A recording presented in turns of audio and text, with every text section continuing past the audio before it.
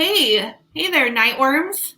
So, welcome to an interview with Stephen Graham Jones, author of The Only Good Indians and My Heart is a Chainsaw, and also Miss Lisa Quigley. And she is the author of a book you just got in your hot little hands called The Forest, or just Forest, Lisa? The Forest. The Forest. I always either drop the or add it unintentionally. I'm so sorry. No, it's okay. When I talk about it shorthand, I just say Forest. It's easier. Lisa, also, you released a book, was it this year or last year, Hell's Bells? Hell's Bells was in May of last year.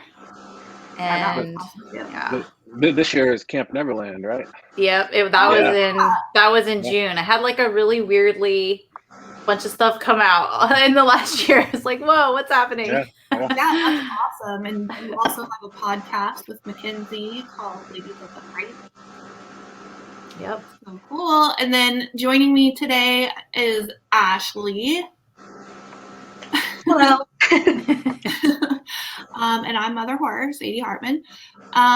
We just wanted to have a little exclusive interview with these two for Nightworms and just kind of introduce them more visually and personally to our Nightworms. So, Ashley, do you want to open up with a question? Well, I think first off, I want to talk about how we came to this package theme. We love Stephen Graham Jones. He's been an awesome supporter of us since the beginning when we had the last Final Girl in like April, was that 2019? Had to have been, right? I think so. So, I don't know. Whenever we see new Stephen Graham Jones release, we instantly are like, how can we make this work? And then we saw Lisa had a new book coming out, and we put it together that Stephen was Lisa's professor. Was that in college? Yes. And we just thought that would be really, really cool to like meld together. So I kind of want to talk about that a little bit. Yeah, I want to know, Lisa, what it was like to be in Stephen's class. Well, should I tell them about the cockroach story? Yeah. I'm sure we've talked about the cockroach story. Well, first of all, it was a lot of fun. We had a blast. So we went, it was at UC Riverside with Palm Desert, which is a low residency MFA program. And Stephen was one of the, I would say your class is probably the one that's pretty exclusively genre, which at UCR, when we said genre, we were kind of talking about science fiction, fantasy, horror. All the professors are pretty supportive of it all, but because, you know, you're Stephen and you publish horror and in adjacent genres, I think that's what people really wanted to work on with you. So that in itself was really fun. And then, but then we would in class, like we would just have the most, you know, crazy scenarios. So this guy, one of my fellow students, or I guess that's what my peers, Lucio, he worked at the time was it for UCR, like the main campus, the lab? I think he ran a lab, or he did something at a lab. I never was totally sure about what he did. Me neither, but it had to do with bugs. Like, so he like, I don't know if he was like researching them or if he was taking care of the bugs. I'm really not sure. There was like, so most residencies, he would like bring a different bug. And our program director, Todd, really did not like this aspect because he did not like the bugs. But there was one time he brought, what kind of cockroach? It was a Madagascar hissing cockroach. Oh, those the are thing, huge. like this big. Yeah. I don't know if that, like on my face, it would be like that big. No, why would it be on your face? Well, you would ask that. You would think that that's a good question to ask. But so he had it in class, Lucio did, and he's like showing all of us, and Stephen was like, you know what would make a really cool author photo is if were you trying to lick it? Or put it on your tongue? Yeah, I was leaning back and sticking my tongue out, and Lucio would put it on my tongue. And, but the roach was really scared about me eating it, I think. And so every time he put it on my tongue, it would run across my face and get to my hair. And it was We got a few photographs. I can send you some of those photographs. Yeah, we would love to print out those. Yeah. That's disgusting. Yeah, that's the only time I've had a roach on. No, that's not the only time I've had a roach on my tongue. But that's the only time that I've photographed having a roach on my tongue. So I feel like it was just stuff like that. Like it was very, very focused on the writing. We had a lot of fun, but we also had shenanigans and, Yeah. That sounds like the best. Yeah. It's kind of, the residency is kind of like going to camp. Like you all live together for 10 days, and you see each other at every meal, and you go across the street to get a burger and you see everybody there as well. And you're together until like 2 a.m, and then you're together again at 8 a.m. Yeah, it's like summer camp for writers. It feels like, well, the summer, actually it's in Palm Desert, so even the winter one feels like summer. So. Yeah, it does. Yeah. So how long of a program was it?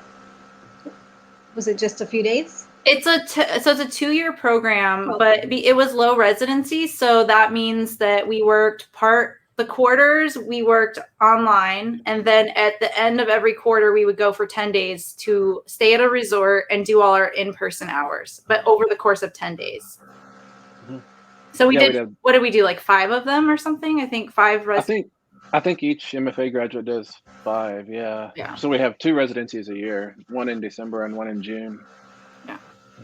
I'm like always blown away by how many writers, especially horror writers, are actually also teachers, because you have like Jonathan Jans is teaching. Mm-hmm. I think John Langan teaches. Yeah. Paul Tremblay teaches math. Yeah. It's kind of like, I don't know how you guys work all of that into your schedule, like writing full novels and then also planning for school. Like, how do you balance that? Lisa, you probably got it. How do you balance it? Never stop working? No, I'm just kidding. Yeah. Lisa, you were a teacher too? I was. I'm not teaching anymore, but I was adjuncting for quite a while, like a few years. Now I'm doing more like editorial stuff, but yeah, for me, I had to, especially because I have kids too, I just had to, like, especially when I'm actively working on a project, I just have to have like, what time of day is my writing time? And then I keep that sacred. Like whatever I know will work for my schedule. A lot of times with the kids, it's early in the morning. So I know I have to wake up early and do that. And then my daytime is spent on work and whatever else. And if I can sneak some writing in there, otherwise it's just keeping that set time that I've allotted as like, that's my time I sit down and write, unless my kid is throwing up or something. Yeah. Or throwing up like on the keyboard. They can throw up over there, Yeah. But no, Lisa's right. You just got to steal time from yourself. And when I say steal time from yourself, what I mean is like, don't go to all the football games, don't watch all the reality shows, don't do all the other stuff that that is wonderful to do. There's nothing wrong with doing all the other stuff, but if you want to be a writer, you got to write, and so you gotta trade everything in and use every spare minute of the day to get words down on the page. Yeah, I found that too. Like I have to get up at 4:00 in the morning just to get something started before I have to like start getting my son out the door. He's not a self-motivator. He's like 16 and would rather just like be late every day. So there's a chunk of time there that I'm working on getting him out the door. And then there's just house things and appointments and, you have to like block time out for work and play and responsibilities. Yeah, and I think for me, it's like blocking time out that I know. So if I say, well, after the kids go to bed at 8 p.m., I know I have time. I do have that time. I'm also probably going to pass out. If I try to do that, I'll fall asleep. I know myself. So I know I'll get up early. I know I can have at least an hour before the kids wake up. And so being really realistic and honest with myself too about like what time I have, because if I say, oh, I know I'm going to have like 2 hours. If I put the kids to bed, I know I probably am not going to do it after they go to bed because I'm exhausted from the day. So I know it works different for everyone, but for me, I like to give my first time of the morning to writing first, and then the rest of stuff, then at least whatever I have to do that day, I know I wrote, and that's my priority. So Yeah, I think it's a good practice to like give the good part of your brain to the page, because the brain you have after a whole day at 11 o'clock at night is not the good part of your brain anymore. Yeah, that's true. That's so true. It's like used up. Mm-hmm. Mm-hmm. I can do like editing and like correcting stuff like in the evening. I can't, it's hard. I mean, I can if I really have to, but I prefer, for me, early in the morning. I'm fresh. I've just woken up. I'm maybe it's still a little bit in a dreamy space, so I have weird thoughts, so they come out better, like they come out more. Yeah, exactly. What are your favorite subgenres of horror? And does it differ between like what you write about and what you like to watch or read about yourself? For me, it's a slasher. That's always my favorite, subgenre of horror. After that, it's probably werewolves. After that, it's haunted houses. I definitely always think of slashers with you. Yeah. That's the first thing that comes to my mind. What about you, Lisa? I mean, right now, I think I really like folk horror. I like the creepiness. I like the ways that like these old rituals could get translated into like a modern time. So I just really like the themes that come up in folk horror and thinking of ways to, I don't know, manipulate that. I like reading it, but obviously The Forest is kind of, I would call it primarily folk horror. So that's what I really like that. But then I also like haunted houses. I'm reading The Cipher by Kathy Koja right now. And I don't know, is that weird? I don't know, would that be weird or body horror, a mix? Yeah, body horror. And it's very strange. Like the strangeness of like the fun hole is like stuff like that, where it's just this really eerie, weird kind of maybe like a little bit of cosmic in there too, because you don't know what the fun hole is or where it comes from. Stuff like that I really like. Yeah, like I would consider Camp Neverland to be pretty folk horror too. It's definitely using that. But that weird kind of stuff you're talking about, to me the best like bringer of that is Junji Ito, the comic guy or the manga guy, I guess. He does stuff that it doesn't seem to be in a genre at all. It's just super weird and disconcerting. Is that the guy who wrote The Spiral? The Spirals. Yeah, my sister just bought that book for my son, and we were flipping through it, and like there was one actual illustration in it that gave my stomach like a weird feeling. Like there's this spiral that goes through her eye. Oh, I just was like, that gives me a weird feeling. Yeah, like who is it? Richard Kadri on Twitter. He used to use that as his avatar. He may still have it as his avatar, but every time you see him, you're like, whoa, Yeah. I'm gonna have to check this out because I haven't read it. Yeah, that sounds really cool. I would never want that to be a movie. Like just because I don't even want to be tempted to watch that. Like when Nathan Ballingrud's The Visible Filth, when I heard that was going to be a movie, I was like, no, no, I don't want to see that at all. Yeah. No, that's one of the most disconcerting little like long short stories I've read ever. I think with like the things from the other side crawling up through those heads. That's just so weird. Yes, it's so visual. It just it doesn't even need to be more visualized. Yeah. Like I don't need to actually see it. But cool. That's awesome. So with Halloween approaching, what are some like Halloween traditions that you guys partake in every year? Well, trick-or-treating with my kids. That's new. So I think that's just like something that's been really fun for me to see. Is my son is 4 and he's been into Halloween since he was 2. I think that's the year he really started to get it. He loves spooky stuff.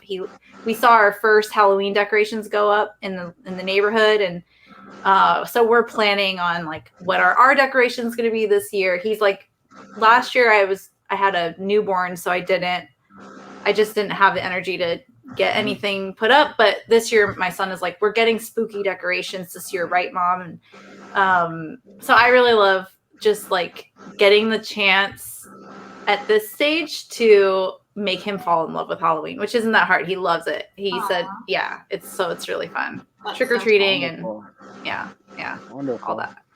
You know, my kids are 22 and 19, so they don't go trick-or-treating with me anymore, you know. But my daughter just moved out. She's a 19-year-old, and every year we go to all the haunted houses we can, you know, and just scream and have fun. But now that she's 19 and not living with us anymore, I kind of wonder if we're going to do that. So it's going to be weird for me, weird and lonely, you know.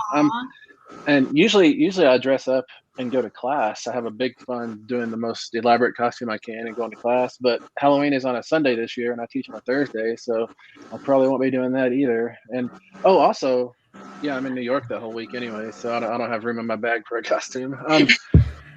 So really what I do lately is I got one of those 12-foot skeletons, and I've got all these other animatronics, and I try to have the most possible Halloween stuff in our yard and porch and everywhere that I can, because all the little kids who are like, 5 and 7, they love to come to the house and stand on the sidewalk, and they won't come close. They're scared, but they love to get on the sidewalk, and that gives me a lot of joy, of course. One thing I do every year, I've been doing it for many, many years, is I watch the Monk Halloween episode where there's a little Frankenstein running around trying to get something, and it's, for some reason, that just is the best Halloween episode of anything to me. I love that. Did y'all watch Monk?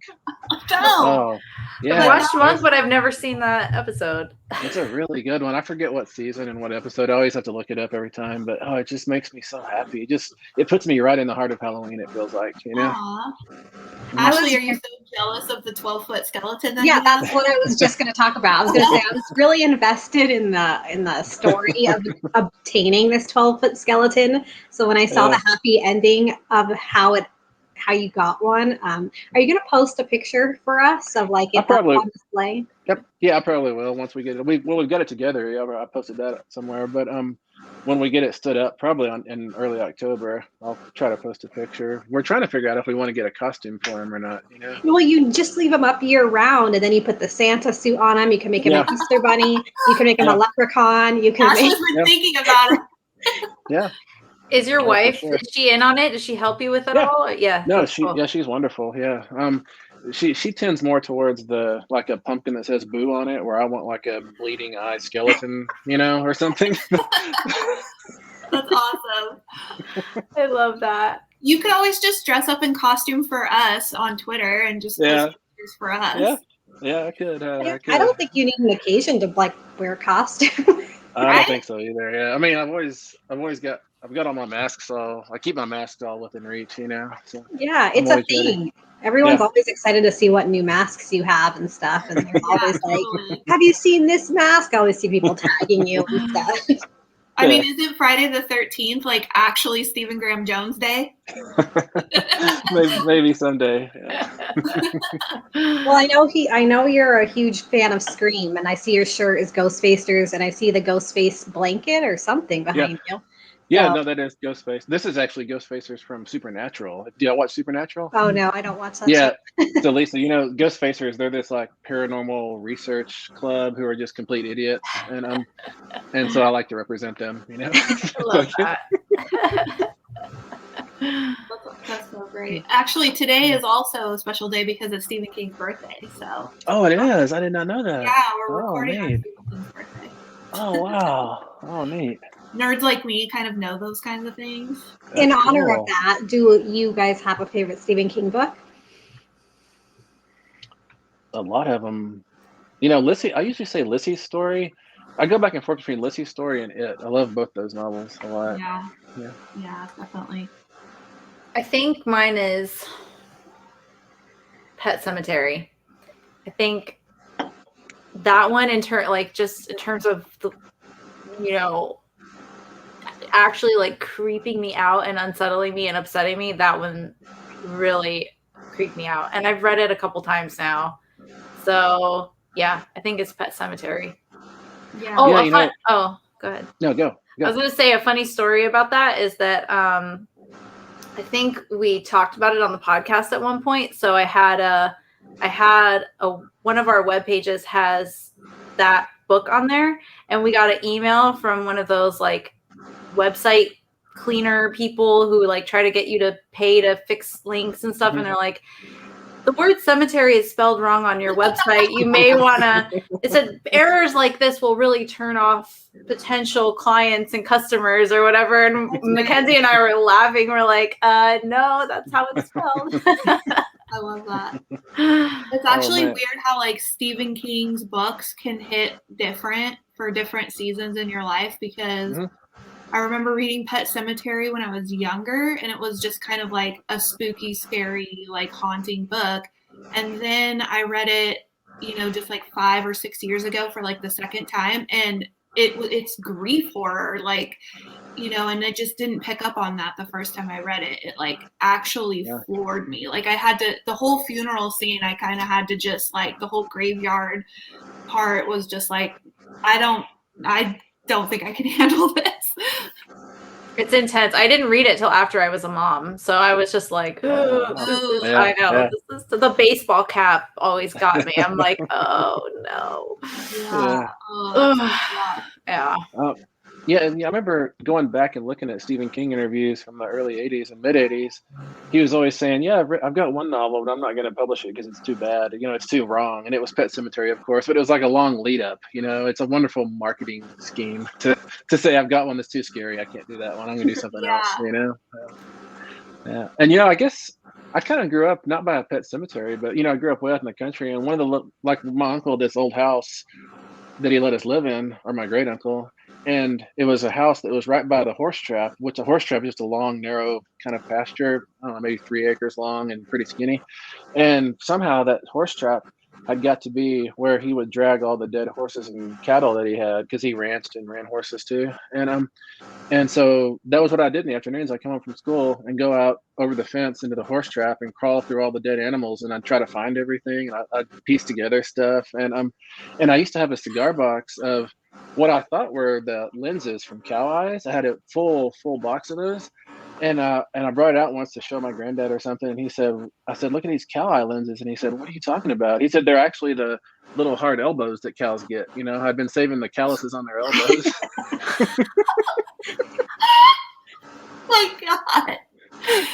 This is the part of you that is like such a trip, because you will post a picture of like a scab, or like you fell off your bike and you have this wound, and I'm just like, I swear this is like how you probably have always been, like grossing people out with that stuff. Yeah. You know, in high school, I used to get nosebleeds constantly. I don't see how I had any blood in my body. I got so many nosebleeds, and finally, I had a large Burger King cup in my console of my truck, and so every nosebleed, I just bled into that cup. I knew you were going to say that. I wasn't sure what was going to happen. Actually, I knew it. So gross. But it got about half full, and I wanted to make it I wanted to make it into like a scab, so I could put on somebody's car and it would melt and make blood on their car. But it never would turn hard. It always stayed like Jello kind of, and so I probably just threw it away. Did it smell weird? I always have my windows down. I don't know. That is disgusting. That is gross. Like, that's a lot. I bled a lot. Yeah. I mean, I feel like you could have the same effect. It would just be like a little Jello thing on someone's car, like flopping. Could you imagine finding that? You'd be like, what? Did you let people in your car? Like, did people know this existed? No, they wouldn't know it. I would put a lid on it. With a straw, someone's like, ooh.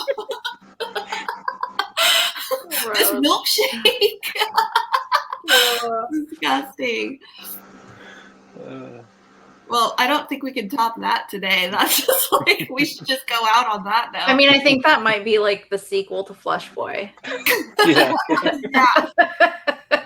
That's the next level.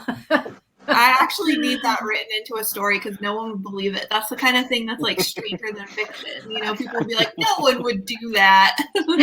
I know. If that was like a scene in a book, people would be like, doesn't seem real. Like, it's not realistic. Not realistic at all. Oh, that's funny.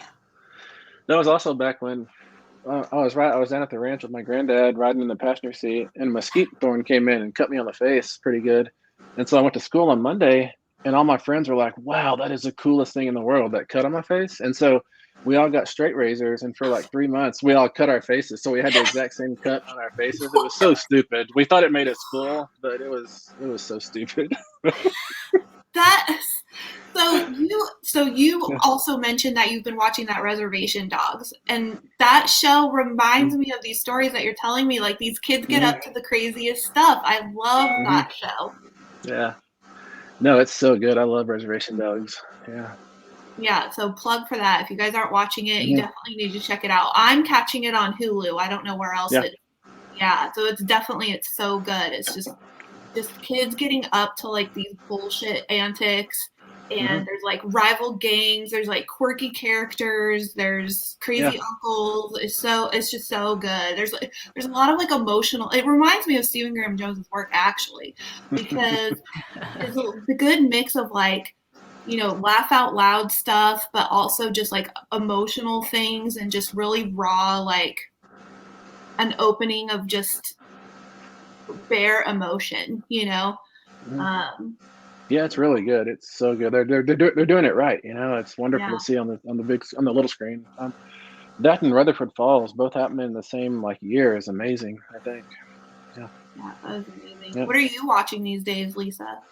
Oh gosh, you're like nothing. I know. I'm like, I fall asleep at 8 whenever I try to watch something. I'm trying to think. Well, I'm behind on Lucifer, but we're finishing that. I say we because it's me and my husband. So I always feel like I always end up talking in that royal we because we're both watching it together. There was something else we just watched, and I don't remember what it was, so it must not have been memorable. Yeah, Lucifer's the one that I'm catching up on, and I really like Ozark, but we just finished whatever the new one was of that. I need to catch up on Handmaid's Tale because I know there are new. So I'm just behind on everything. That's where I guess it's where it should suffer, is that with all the work and the mom and the writing and all the stuff I do, it's like I'm always woefully behind on all the shows I want to watch, and I love watching them. I'm just behind all the time. Yeah, I think Ashley can relate because I always am like, oh my God, are you watching White Lotus or whatever was the latest thing we've been watching? And then, are you watching, what was that Shirley Jackson stuff that was on Netflix? Yeah, really Hill House. Hill House. Did you finally get to watch that, Ashley? No, I haven't watched anything.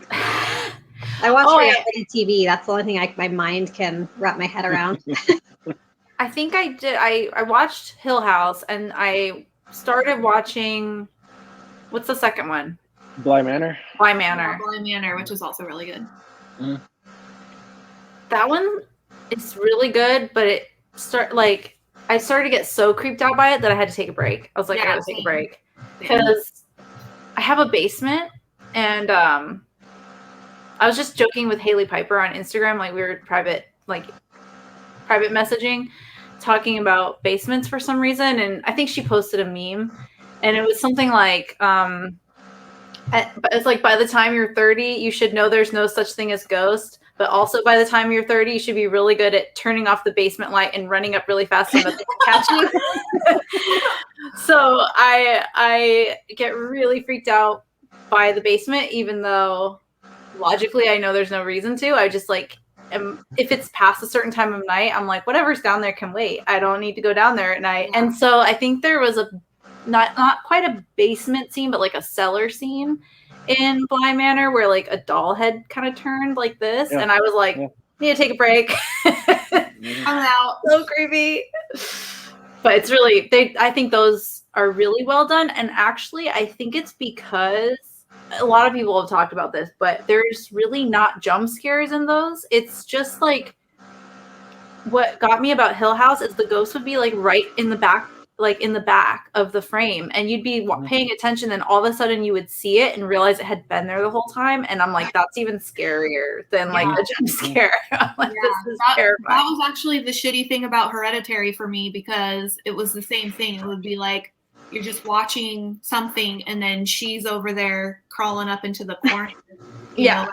scuttling through the screen, and I was like, okay, I'm trash after this. Like, I have to sleep with the lights on. Sorry, I'm 45. The way it is. I've been reading Hell House, and oh gosh, there's like some creepy scenes in that. I was reading it last night, and I was like, okay, I'm gonna stop right here because I don't want to dream about this. Yeah, the Richard Matheson's Hell House, the Yeah. Belasco house. Yeah, no, it's Belasco kind of creepy. Yeah.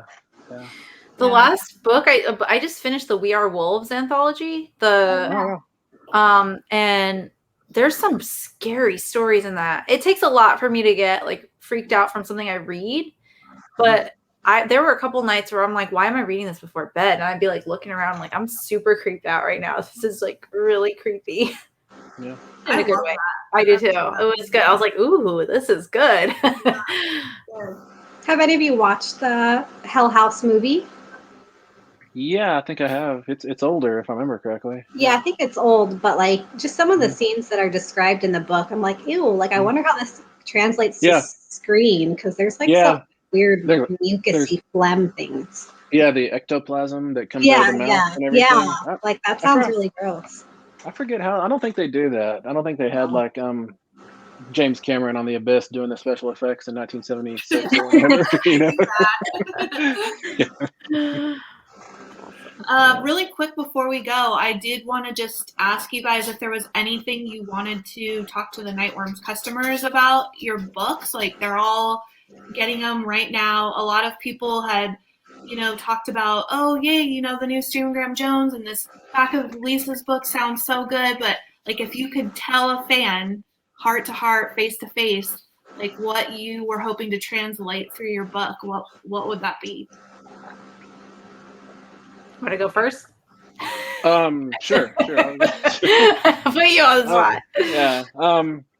I think if the reader left with only one thing from Chainsaw, I would want them to leave feeling like they too could be a final girl. I think over the decades since Halloween or since Black Christmas, that the final girl has become a wonderful like model for how to resist bullies, how to fight back, how to push back against whatever the antagonist is in your life. But I think she's been put on such a pedestal that she's kind of an unattainable ideal. We think she can do that, but I can't do that. And so I would hope that readers of My Heart Is a Chainsaw would leave the book thinking it doesn't matter about your outside as far as being a final girl goes. It matters what you got inside. I love that. That's great. Yeah, so good. So I think, for The Forest, I wrote the first draft of that when my son was maybe only 6 months old. I had just moved cross country to New Jersey from California. I left my whole community behind. I was a new mom. I was like, had no idea what was going on. I'm like a new mom, and I left my support system. We came to have a support system and family, but I left my friends that I had spent a lot of years making. So becoming a mom, was so amazing, but also so challenging and so isolating. And also it made me realize things about my own childhood that were really, truly kind of painful.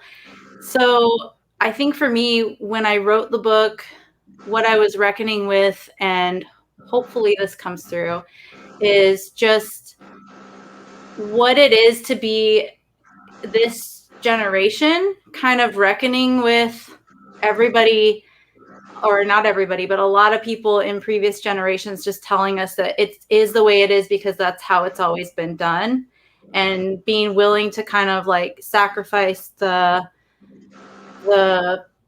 well-being of other people in order to maintain their current comfort and safety, I guess. So it's really just me processing all of that through the lens of a new mom and postpartum and all of that kind of goodness. Yeah, it's so relevant for right now. Yeah. So we'll see if that comes through. Yeah, super relevant. Ashley, did you have any other questions for them? I didn't know how long you guys wanted to stay. I mean, I could definitely have more questions. Well, I was thinking 40 minutes. I guess I kind of just wanted, our customers and people who are going to watch this just to get to know you guys a little bit more, and like maybe things that, you know, they just read your books or maybe read your author bio, but just something maybe a little more personable. Like, I don't know, what do you guys like to do outside of your writing time and things you do for fun? Well, yeah, well, Sadie will like hate this question or this answer because I love camping. I don't like camping either. Sorry. I remember how we talked about that. I was like, have fun. We're actually gonna go camping in like 3 weeks, 3 weekends. Or actually, this will be the first time we're taking both kids. It's like all the family, and probably gonna, because my youngest is so young, it's probably gonna be more work than it's worth, but it'll still be a fun memory, I think. So I really like camping, hiking. I like being outside as much as possible. Just really pretty simple stuff. Do you camp in like a tent, or do you have like an RV? We tent camp. We want to get an RV eventually. That's like the dream, like a really like decked out RV. I'm open to an RV, but a tent. Our tent has rooms. We have a tent with different rooms. So we have like a room for the kids, and it's fun. We have a good time. Yeah. We went, but my husband and I, like, our wedding was camping themed, and we like went camping for our honeymoon. So we just love it. But I love that for you, Lisa. I know. I love that journey for you. I love that for you. It's awesome. Outside of used to, it was basketball. I spent every spare minute when I wasn't at the keyboard playing basketball, but then I kept having to have surgeries on my ankles and my knees, and so I finally had to quit basketball. And then I thought I'll just go back to playing hacky sack, because hacky sack was where I lived in high school. I could hacky sack 25 hours a day. I love hacky sack. But sure enough, I blew a knee out playing hacky sack, so I had to give that up. And then I went to playing pool. But I blew my shoulder out. Do you play everything very aggressively? How hard are you hitting? Well, are you like hacky sacking the ball up to the sky? Like, what's going on here? I hurt my shoulder doing something different, working on a truck. But it affects me playing pool. So now what I do is I mountain bike. I'm on my mountain bike just about every day on the trail.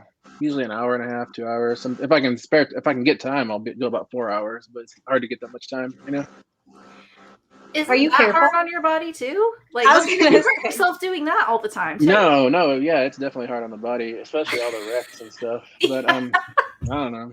Who knows what's next? I don't know what I'll be. Maybe I'll get one of those paddle boards with like a ball, and I'll just do that all the time. Yeah. You're like, can't hurt myself doing this. Next thing you get like carpal tunnel. Yeah. I remember those guys in high school that played hacky sack. They were like so zoned out. They'd be like in this little grouping, like, yeah, like they just nothing else. Nothing else. It's so wonderful to trance out on playing hacky sack for like 2 hours. It's wonderful. Yeah. I used to try to play, but there was one time I tried. This is a true story. It's embarrassing true story. But I tried to kick the ball the hacky sack with both feet, and I fell. Wow. I'm not very coordinated, and I just like lost, like my brain lost the signal, and literally tried to kick with both feet, and I ended up falling completely on my side, and I was like, I don't think this is for me. Oh, that's I don't mean to laugh. No, it's. I literally ended up on my side because both feet went, and I was like, "How am I on the ground right now? What just happened?" That is so cute. Oh, that's I love how you're like, my brain lost it. It's like just kick it, and like both feet answered. You know what? My husband did the same thing on the first day of school, like in a new town, and he was trying to be all impressive, and he was wearing like a cool shirt. And he had a donut in his hand, but was also holding his chocolate milk. Oh no! And he took a bite of his donut and like tipped the whole chocolate milk. They were in the same. He was being all cool, holding it in the same hand. So he just had this thing. So he had to wear his PE T-shirt that said Hartman on it, like for the rest of the day. And everyone was like, "Hey, Hartman, he's a new kid." It's the worst. Oh man! It's like, good times. Yeah, good times. Well, it's been super awesome chatting with you guys. I appreciate you hanging out with us for Nightworms so much. It's great being able to share your guys' stories with horror fans all over the place. The feedback already has been so fun. Like, there was a guy who did a Nightworms unpackaging that I watched last night, and he looked like he was going to cry when he got his books. He was just like, oh, I wanted to stop him. I love that. I love that kind of passion. Yeah, Wonderful. everyone loves Stephen Graham Jones for sure, and I think they're pleasantly surprised with the Lisa's book because a lot of people are like, "Oh my gosh, I never heard of this, but this sounds so good." So like, they're getting like everything they could possibly want. Yeah. Well, thank y'all for including us. It's very cool to be part of it. Yes, same. I was very when Max messaged me to let me know this was happening. I was like, "Oh, this is so exciting!" And I think it feels even more. I guess for me, kind of full circle because I'm in a box with Steven, and that was, this was back in the day when I was like sending you my submissions, for the quarter and being like, what do I do with this? Yeah. And that story is still in a drawer, but I might dust it off one day. I might dust the idea off one day. I don't think I'll dust the draft off. It was a neat idea. I probably shouldn't say it, or everybody will steal it immediately. I think was the first horror book I gave you, was it Joe Hill's Nosferatu? Is that right? It was Joe Hill, and it was Ghost. What's the Heart-Shaped Box? No, the 21st century. It was 21st Century Ghost, and then I think Heart-Shaped Box was next. All right. And then I was like on a tear, and I read every single Joe Hill book. I was like, "What is this? This is awesome!" Yeah. No, it's cool. It's cool for me. I love it when students are like on the shelf with me. It's so cool. Like, I remember years ago, I was up for Shirley Jackson, and one of my students was up as well, and she beat me, and I'm like, yes, this is what you go for. This is what you want. You want your students to do better than you're doing. Yeah, that's great. That's Luke Skywalker kicking Yoda's butt or something. Awesome. Okay, well, I'm gonna end the broadcast, but stay here for just a sec. So, thanks everyone. Thanks for tuning in. Bye. Bye.